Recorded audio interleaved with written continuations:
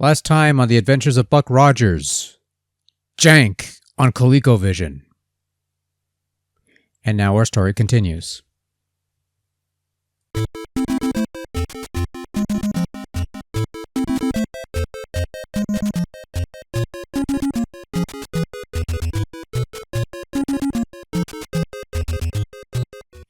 So a while back, before I had to take a little trip to the local medical facility for health reasons that have been discussed elsewhere, I had acquired a bunch of Atari 2600 video games off eBay that were supposedly rare or at the very least considered to be somewhat uncommon pickups, which I normally wouldn't go for since I'm pining more for Atari 7800 video games these days, but these were somewhat different from the usual stock and hey, I got lucky and snagged a couple of Konami cards on Atari. So, we'll be looking at some of these this week, and we begin today's venture into Atari 2600 Purgatory with Buck Rogers' Planet of Zoom released in 1982 from Sega.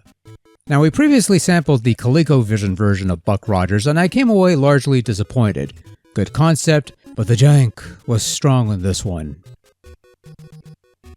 This Atari 2600 version, on the other hand, a much simpler affair, and that's not necessarily a bad thing. As usual, you're Buck Rogers in his flying spaceship, and you've got two segments to deal with here. The first being on a planet where you have to fly through X number of gates before time runs out. And once you fly through the last gate, it's off to deep space where you have to shoot down a bunch of UFOs before eventually summoning the command ship to blow that up, and you move on to the next round where the cycle begins all over again. Naturally, a less sophisticated outing compared to the ColecoVision version, and hey, that's not a bad thing. That's a good thing. But no, that actually is a good thing because Planet of Zoom on 2600 is a much better game as a result. I'm serious too. Planet of Zoom is a fast-moving game, flying through the gates without crashing into anything, shooting down any targets as they zip right by you. It's a game that starts you off easy before throwing everything your way. You're always on the move trying to avoid getting back-ended by enemy ships or bosses who will just clip you from behind out of nowhere, particularly in space. There's a heads-up display of some kind indicating fuel, I guess. It's a timer, that's all that really matters. But no, Buck Rogers has two segments. They function as well as they could on the hardware. They're really fun but challenging, and at no point did the game feel like it was going to fall apart at any moment, which I greatly appreciated. Control is pretty good too. You use the stick to control the speed and the movement of your ship, button shoots your blasters. Not all that difficult to figure out. It's a single player only game, no game variations of any kind, not even the difficulty switches see use. So what you see is what you get, and you will like it because what's there is actually pretty good.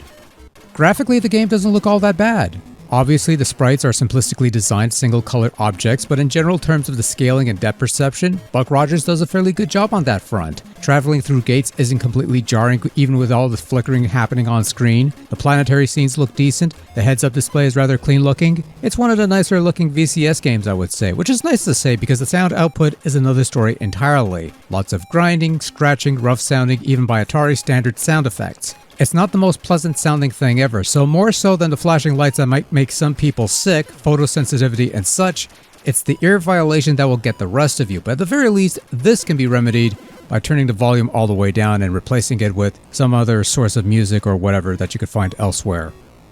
Overall, we're off to a fine start on this week of 2600 uncommonalities, for lack of a better name, with a pretty solid conversion of Buck Rogers' Planet of Zoom on the VCS. It's a great game that's been given as good of a conversion as you could get with the hardware, and still manages to hold up rather well.